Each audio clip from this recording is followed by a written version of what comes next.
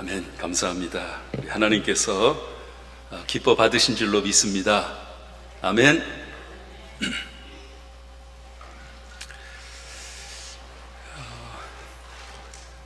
미국의 한 목사님이 한국의 어떤 교회에 와서 설교를 하시게 됐습니다. 근데 한국 교회 성도님들의 그 예배에 참석한 성도님들의 표정이 너무 어두워서 놀랬다고 합니다. 그래서 목사님이 한국 목사님에게 물어봤습니다. 아니 목사님, 왜 성도님들 표정이 이렇게 어둡습니까? 왜냐하면 예배 드리는 표정이 어두웠다는 거죠.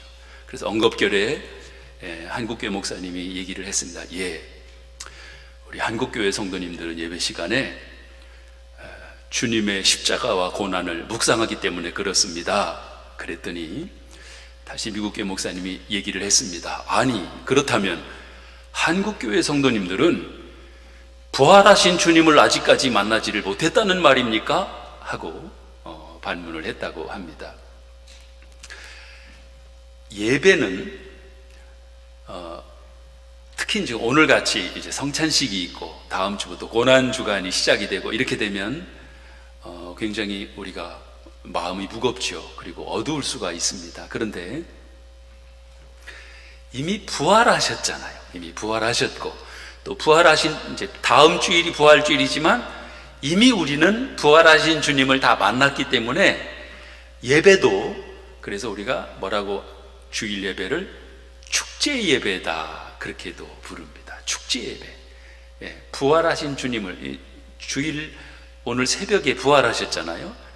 부활하신 주님을 찬양하는, 기쁨으로 찬양하는 성찬식을 하지만, 그러나 성찬식은 주님의 죽으심이기 때문에 장례식 분위기가 될 수가 있어요. 굉장히 어둡고 무겁고 그러나 우리 성찬식의 분위기가 꼭 그렇지만은 않습니다.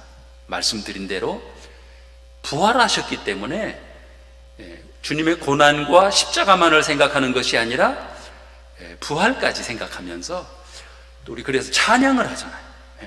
찬송을 부르면서 또 기뻐하면서 우리 감격스럽게 보내는 주일이 성찬주일이다 이렇게 보시면 되겠고요. 오늘도 마찬가지고 항상 우리의 예배가 예배드리는 우리 마음부터 우리 성도님들의 표정이 아주 밝고 기쁨 충만한 가운데 우리 하나님께 예배드리는 이러한 밝은 모습, 기쁨이 충만한 모습이 되시기를 우리 주님의 이름으로 축복합니다. 오늘이 종려주일이라고 하죠. 종려주일, 다음 주일이 이제 부활주일인데 종려주일이 어떤 주일인지는 다 잘 아실 겁니다. 예수님께서 이제 나귀를 타시고 예루살렘에 입성을 하시지요.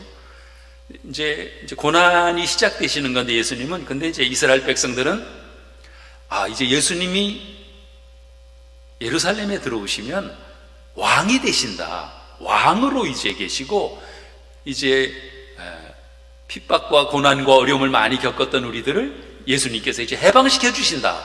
이런 생각을 한 거죠. 그리고 예수님 들어오실 때 많은 그 예수 믿는 성도들이 그 종려나무 가지를 흔들면서 그들이 호산나, 호산나, 호산나를 외쳤어요. 호산나, 호산나라는 말은 우리를 구원하소서. 예수님 들어오시니까 우리를 구원하소서, 호산나, 호산나 하고 외치면서 종려나무 가지를 흔들었습니다. 그래서 이제 그 종려나무 가지를 흔들고 그렇게 예수님의 입성을 환영한 모습에서 이제 종려주일이다 이렇게 오늘을 부르고 있고요. 이제 내일부터 이제 고난주간이 시작이 됩니다. 한 주간 동안. 그리고 이제 다음 주일이 부활주일이 되겠습니다. 오늘 종려주일에 저는 어떤 말씀을 우리 전할까 말씀을 좀 묵상하다가 오늘 본문을 보게 됐습니다. 우리 성경이 66권이죠. 성경 66권을 주셨는데 성경을 우리에게 주신 목적은 두 가지다고 이렇게 보시면 됩니다. 첫 번째는 뭐니 해도 구원이지요. 우리를 구원하기 위해서 이 성경책을 주셨다. 왜냐하면 성경이 없으면 우리가 구원받지를 못하는 거죠. 그러니까 못한다기보다는 모르는 거죠. 하나님이 누구신지, 예수님이 누구신지, 구원이 무엇인지, 왜 우리가 죄인인지, 어떻게 영생을 얻을 수가 있는지 성경이 없으면 모른다는 거죠. 그러니까 성경을 보면서 성경에서 우리를 구원하시기 위한 모든 말씀들을 통하여 이렇게 하면 구원을 받을 수 있구나 알 수 있는 것이죠. 그러니까 첫 번째는 우리를 구원하기 위하여 주신 책이 성경이고, 그 다음에 두 번째는 구원받은 성도들이 이 세상을 어떻게 살아가야 되느냐 중요하잖아요. 구원받은 성도의 삶, 교회 생활은 어떻게 해야 되고, 또 가정 생활은 어떻게 해야 되고, 또 사회생활, 세상 속에서는 어떻게 살아야 되고, 여기에 대해서 또 쭉 가르쳐 주신 것이 바로 성경이다. 이 두 가지가 바로 성경을 주신 목적이라고 보시면 되겠습니다. 성경 66권, 아주 큰 책인데, 이 성경 66권을 한 권으로, 만약에 한 권으로 줄인다면, 한 권만 꼭 필요하다면 어떤 책으로 요약할 수 있느냐, 그렇게 말하면 우리가 요한복음을 한 권을 정하면 요한복음을 정할 수 있다, 이렇게 말을 합니다.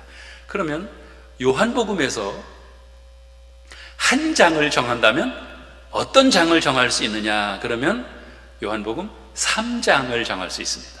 그러면 3장도 여러 절이 있는데 그 3장 중에서 한 절을 정한다면 어떤 절을 정할 수 있느냐, 그러면 바로 오늘 읽은 말씀 16절 말씀을 정할 수 있다 할 수 있습니다. 요한복음 3장 16절은 여러분 잘 아시는 대로 성경을, 이 성경 66권을 한 절로 요약한 그런 말씀이다, 이렇게 볼 수 있습니다. 그래서 종교개혁자 마틴 루터가 이렇게 말을 했습니다. 요한복음 3장 16절은 축약된 복음이다 그랬어요. 한마디로 압축된, 한 절로, 성경 66권을 한 절로 줄이면 바로 요한복음 3장 16절 한 절 속에 다 들어있다. 성경의 말씀을 요약한 것이다, 이렇게 볼 수가 있습니다. 오늘 말씀은 하나님이 세상을 이처럼 사랑하사 독생자를 주셨으니 이는 저를 믿는 자마다 멸망치 않고 영생을 얻게 하려 하심이니라. 우리가 초등학교, 주일학교 다니면서부터 이렇게 암송했던 그런 귀한 말씀입니다. 이 한 절이지만 하나님이 우리를 어떻게 사랑하셨는지, 사랑하시기 때문에 우리에게 뭘 주셨는지, 또 우리가 하나님께서 우리를 사랑하심으로 우리에게 주신 것이 결국 영생을 주셨잖아요. 무엇을 주셨는지, 여기에 대한 것들을 정확하게 보여주는 말씀이다, 이렇게 볼 수 있습니다. 하나님이 우리를 사랑하신다 했는데, 하나님이 세상을 이처럼 사랑하사, 세상, 우리 모두가 포함이 되는 거지요. 세상, 하나님이 우리를 사랑하신다, 하나님이 우리를 사랑하셨다, 이것보다 더 큰 복음은 없다고 하는 거죠. 복음 중에 복음이 무엇이냐? 하나님이 우리를 사랑하신다는 거죠. 이 이상의 복음은 없다고 하는 거죠. 그러니까 우리를 위해서라고 하면 십자가도 마다하지 않고 지시는 그러한 분이시다. 우리를 위해서라면 사람의 아들이 되는 일도 하실 수 있는 분이시다. 하나님께서 우리를 사랑하신다, 하나님께서 여러분들을 사랑하신다, 이보다 더 큰 복음은 없는 줄로 믿습니다. 아멘.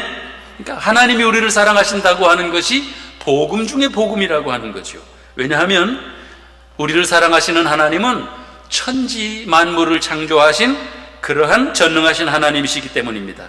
그런 하나님이 사람의 아들이, 사람이 되신 것만 해도 이건 상상할 수 없을 정도로 낮아지신 건데, 사람이 되신 것, 거기서 끝난 것이 아니라 또 십자가에 못 박히기까지, 십자가에 못 박혀 죽기까지, 우리 지난주에도 말씀을 드렸습니다만 처참하게 모든 고통을 다 당하시면서 십자가에서 죽기까지 우리를 사랑하셨다.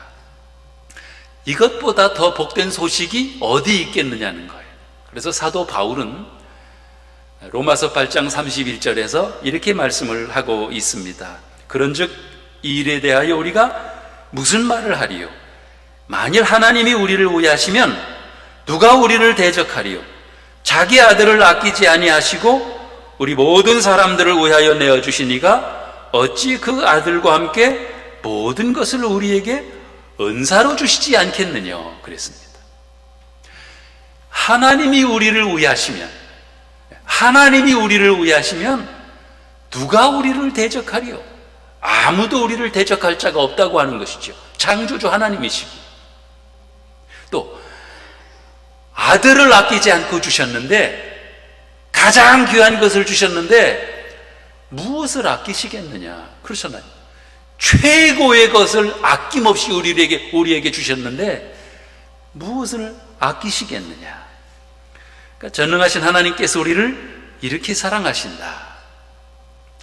여러분, 전능하신 하나님이 창조주 하나님이시잖아요. 말씀 한마디로 우주 만물을 창조하신 그런 위대하신 하나님이신데, 그 하나님이 우리를 사랑하시사 우리에게 독생자 예수 그리스도를 주셨다, 죽게 하셨다. 여러분, 이게 우리는 하도 듣고 자주 듣고 하다 보니까 하나님이 아들을 주셨지 뭐, 우리를 위해서 십자가 달려 돌아가시게 하셨고 그 은혜로 우리가 살게 되었다, 뭐 다 이거 모르는 사람이 어디 있어요. 그러다 보니까 이게 얼마나 귀하고 얼마나 값지고 얼마나 소중한 일인지에 대해서 우리가 잊어버릴 때가 많이 있다고 하는 거예요.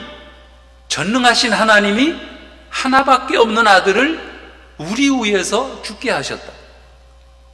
제가 그래서 전에 이제 성경 공부 시간에 한번 이거를 이제 마찬가지로 진지하게 여기에 대해서 생각을 잘 안 하시는 것 같더라고요. 습관적으로 뭐 다 알고 있는 거니까. 그래서 제가 한번 이렇게 공부하면서 이렇게 설명을 한번 드렸었습니다. 만약에 여러분들이 소그룹에서 여러분들이 죽을 죄를 졌어요. 죽을 죄를. 죽어야 돼요. 이건 사형당할 수밖에 없는 거예요. 죽어야 돼.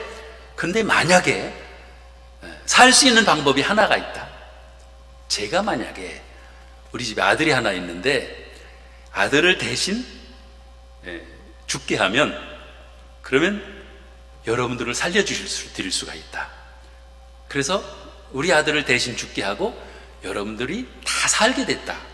그러면 여러분 어떠시겠어요? 그랬더니 평생 동안 그 은혜 잊지 못하고 저한테 감사할 거라는 거예요. 이건 뭐 감사하는 정도가 아니라 한번 아유, 목사님 고마웠어요, 뭐 이렇게도 할 수가 없다는 거죠. 그냥 저를 붙들고 울 거라는 거예요. 그냥 울면서 그냥 목사님 감사해요, 목사님 감사해요 할 거라는 거죠. 제가 이 얘기를 했더니 우리 집사람이 여보 그 얘기는 안 했으면 좋겠대요. 예화로라도 우리 아들 죽는다는 얘기는 안 했으면 좋겠다는 거예요.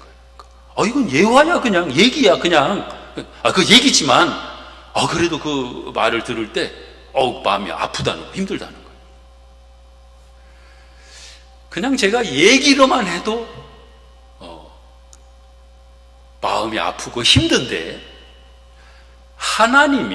전능하신 하나님이 하나밖에 없는 아들 예수 그리스도를 우리 위하여 십자가에 달려 죽게 하셨다. 이것은 제대로 우리가 깨달으면 찬송가에 나오는 대로 늘 울어도 눈물로써 못 갚을 줄 알아. 몸 밖에 드릴 것 없어 이 몸 바칩니다. 늘 이 찬송 부르면서 늘 하나님께 감사하면서 이 은혜를 어떻게 갚아야 됩니까, 하나님? 이 사랑을 제가 어떻게 갚아야 됩니까, 하나님? 이렇게 살아가야 되는 것이 아닐까, 이런 생각을 갖게 됐습니다. 우리 하나님이 여러분들을 얼마나 사랑하시는지 여러분들을 위하여 독생자 예수 그리스도를 십자가에 못 박혀 죽게 하기까지 저와 여러분들을 사랑하셨다. 이보다 더 큰 복음은 없는 줄로 믿으시기를 바랍니다. 그리고 이 사실에 그냥 쉽게 생각하지 마시고 전심으로, 야, 이런 사랑을 내게 베풀어 주셨는데, 이런 사랑을 받았는데 나는 그럼 하나님을 위해서 어떻게 살아가야 될까? 이렇게 고민하며 생각하며 늘 빚진 자의 마음으로, 빚진 자의 심정으로 우리 하나님의 사랑에 보답하는 삶을 살아갈 수 있는 그런 여러분들이 되시기를 주님의 이름으로 축원합니다. 또 한 가지는, 우리를 사랑하시는 하나님은 절대로 우리 곁을 떠나지 않으신다고 하는 거예요. 그런데 우리의 삶의 현실을 보면 하나님 우리 곁을 떠나지 아니하신다고 했는데도 어려울 때도 있고, 또 힘든 일을 만날 때도 있고, 뭐 고난을 당하기도 하고, 또 정말 원치 않는 일을 당할 때도 있고, 이런 일이 우리 앞에 있다고 하는 거지요. 예수 믿고 우리가 기도하는데, 하나님이 우리를 사랑하신다고 하는데 왜 이런 어려운 일이 생기는 걸까? 왜 이런 힘든 일이 나에게 있는 걸까? 이렇게 생각이 될 때가 있습니다. 거기에 대해서는 여러 가지 이유가 있지만 두 가지로 이유를 찾을 수 있습니다. 첫 번째는 하나님이 우리를 훈련시키기 위함이다 하는 것이고, 두 번째는 아직 하나님의 그 크신 은혜와 사랑과 축복을 받을 준비가 아직 덜 돼 있기 때문이다, 이렇게 생각하실 수가 있습니다. 하나님이 우리를 훈련시키시는 거예요. 훈련. 그 올림픽에서 그 수영 선수, 금메달을 딴 그 수영 선수가 그 이렇게 쓴 글을 본 적이 있습니다. 한번 수영 연습을 하다가 미끄러져서 수영장 바닥이 미끄럽잖아요. 미끄러져서 팔이 부러졌어요. 그래서 이제 깁스를 했는데 그래도 연습을 중단하지 않았답니다. 그러니까 위에 팔은 깁스했으니까 팔은 못 쓰고 이제 발로만 하면서 수영을 하는데, 계속 이제 연습을 하고 이제 연습 마칠 때가 됐는데 완전히 몸은 다 지쳤는데 수영 코치가 수영장에서 올라가는 사다리를 가지고 연습 더 하라고 하면서 가버렸다는 거예요. 죽을 힘을 다해서 계속해서 수영장을 돌았대요. 발로만 움직이면서. 막 이제 죽을 지경이 됐다는 게 완전히 이거는 뭐. 근데 한 15분 정도 지난 후에 그 수영 코치가 사다리를 가지고 와서 내려주면서 올라오라고 그러더래요. 그 수영 선수의 말에 내가 만약에 총이 있었으면 코치를 쏴 죽이고 싶었다는 거예요. 자기는 곧 물에 빠져 죽을 뻔했다는 거예요. 그런데 그 선수가 하는 말이, 그 순간에 자기가 어떤 자기의 한계를 넘을 수 있었다. 자기 어떤 육체의 체력적인 한계를 넘을 수가 있었다는 거예요. 그리고 계속 훈련해서 이제 금메달까지 딸 수 있었다. 여러분 잘 아시겠지만 그 수영 코치가 그 손목이 부러지고 힘들게 수영하고 있는 선수를 내버려 두고 올라오는 사다리를 가지고 가버렸지만, 그 코치는 아주 가버린 것이 아니라 어딘가에 숨어서 이 수영 선수를 지켜보고 있었다는 거죠. 만약에 잘못해가지고 이 수영 선수가 물에 빠져서 죽게라도 된다든지 어떤 위험이 생기면 아마 번개같이 달려와서 이 수영 선수를 다시금 건져낸다든지 이런 준비를 하고 어딘가에 숨어서 이 선수를 보고 있었다는 거죠. 저는 이 이야기를 보면서 우리 하나님이 꼭 그 수영 코치와 같으신 분이로구나, 이런 생각을 갖게 됐습니다. 어떤 때는 우리를 사랑하시는 하나님이신데 우리가 정말 어려움 가운데, 너무 힘든 가운데 처해 있는데도 불구하고 하나님이 곁에 안 계신 것 같은 거예요. 말씀을 안 해주시는 거예요. 응답을 안 해주시는 거예요. 나는 죽겠는데, 힘든데, 어려운 가운데 있는데. 그래서 하나님이 어디 계신 거냐고, 하나님이 나를 버리신 거냐고, 왜 하나님이 나를 안 도와주시느냐고 이렇게 막 애통해하고 힘들어하는데, 우리가 깨달아야 되는 것은 하나님이 숨어 계시더라는 거예요. 지켜보고 계신 거죠. 근데 스스로 한번 일어나 봐라. 그걸 잘 견뎌야 된다. 그럼에도 불구하고 그걸 잘 극복하기를 하나님이 기다리시고 계신 것이죠. 만약에 위험한 상황이 처한다고 하면, 어떤 위기 상황에 직면하게 된다고 하면, 우리 하나님은 그 수영 코치와 같이 어느 순간인가 와서 다시금 우리를 붙잡아 주시고 구해 주시고 건져 주시고 또한 회복시켜 주시는 이런 하나님이신 줄로 믿습니다. 그러니까 하나님이 우리를 훈련시키시는 거예요. 훈련시키시는 것이다. 때로는 마귀도 시험을 하잖아요. 욥기에 보면 마귀도 시험하고, 또 하나님도 우리를 시험해요. 하나님의 시험은 테스트지요. 우리를 좀 더 강한 그런 믿음의 사람으로 훈련시키시는데, 지금도 하나님이 내 곁에 계시고 하나님은 나를 지키고 계신다. 내가 훈련이 잘 되면 얼마든지 하나님은 준비해 두신 것, 내게 주시려고 다 예배해 두신 것을 언제든지 주시려고 다 준비하고 계시다. 훈련 목적이 있고요. 또 한 가지는 우리가 아직 제대로 그 하나님의 은혜와 축복을 받을 준비가 되어 있지 않다고 하는 거예요. 우리가 흔히 그런 얘기를 합니다. 우리 자식이, 어린 자식이 초등학교 다닌다든지 중학교 다닌다든지 이런 자녀가 와가지고, 아버지 한 100만 원만 주시죠. 나 필요한 게 있는데 100만 원만 주시죠. 1000만 원만 주시죠.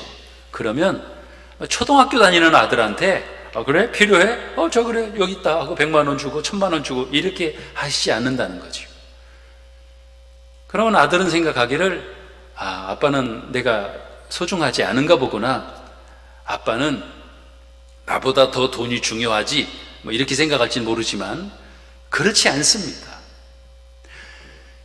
이 아들이 아직은 물질을 제대로 관리할 수 있는 그런 능력이 안 되잖아요.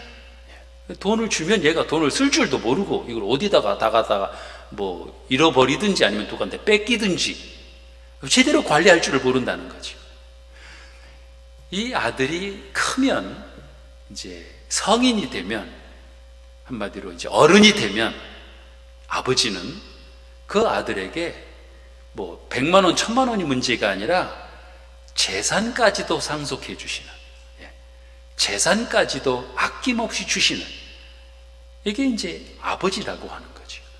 우리 하나님이 왜 우리에게 그렇게 사랑하신다고, 우리를 위해서라면 못하실 일이 없다고 하시면서도 왜 우리에게 안 주시는 걸까? 아직 내게 아직 준비가 덜 돼 있구나. 하나님이 주셔도 제대로 그거를 믿음 안에서 감당할 수 있는 그런 준비가 되어 있지 않은 거예요. 그러니까 하나님이 무조건 주신다고 그게 다 복이 아니다고 하는 거죠. 그래서 어느 분이 기도하는 중인지 아니면은 환상 중인지 아니면은 입신에서인지 우리 그 천국에 갔습니다. 천국에 가서 예수님께서 이렇게 쭉 안내를 해주시는데, 거기는 이제 기도 응답에 대한 것들이 거기 다 올라와 있었습니다. 근데 그걸 보면 내가 이렇게 기도해서 우리 예수님께서 이렇게 응답해 주셨고, 내가 이런 걸 기도했고 이렇게 응답해 주셨고, 근데 거기를 보면서 이렇게 깨달았다고 하는 거예요. 내가 기도해서 하나님이 이렇게 응답해 주신 것도 있지만, 내가 기도했는데 응답해 주시지 않은 것들이 있었는데, 올라가서 보니까 그때 이거 응답해 주셨으면 안 될 뻔했구나. 이거 응답해 주시지 않은 것이 나에게 유익한 것이었구나. 우린 모르잖아요, 사실. 지금 이게 나에게 좋은 건지, 나에게 유익한 건지, 계속적으로 나에게 복이 되는 것인지 이걸 잘 모른다고 하는 거예요. 그래서 어떤 분은, 우리는 사도 바울도 그랬지만 어떤 분들은 몸이 아파가지고 하나님이 고쳐주시지 않는 것을 감사하는 거죠. 왜냐하면 평생 동안 겸손한 가운데 하나님을 의지하면서 사는 것이 내게 복이기 때문에 이것이 응답이라고 이렇게 하나님 앞에서 확신을 갖는 거죠. 내가 준비만 되면, 그러나 내게 준비만 되면 하나님은 독생자를 아끼지 않고 주신 하나님이신데 무엇을 아끼시겠느냐? 아낌없이 뭐든지 주시는 그런 하나님이시다. 이분이 바로 우리 하나님이심을 믿으시기를 바랍니다. 하나님은 저와 여러분들을 사랑하십니다. 사랑하시기에 가장 귀한 것을 주셨고 또 앞으로 주실 것이고 또 뭐 주시지 않을 것이 없죠. 다 주신다. 그런데 그러지 못한 경우에는 하나님이 나를 지금 훈련시키고 계시구나, 아직 내가 준비가 덜 돼 있구나 하는 걸 깨달으시고 끝까지 믿음으로 기도하시는 가운데 충분히 준비가 되어서 하나님이 어떤 방법으로 어떤 응답을 주시더라도 아멘으로, 기쁨으로, 감사함으로 받아 누릴 수 있는 그러한 복된 성도님들이 다 되시기를 우리 주님의 이름으로 축복합니다. 기도하겠습니다.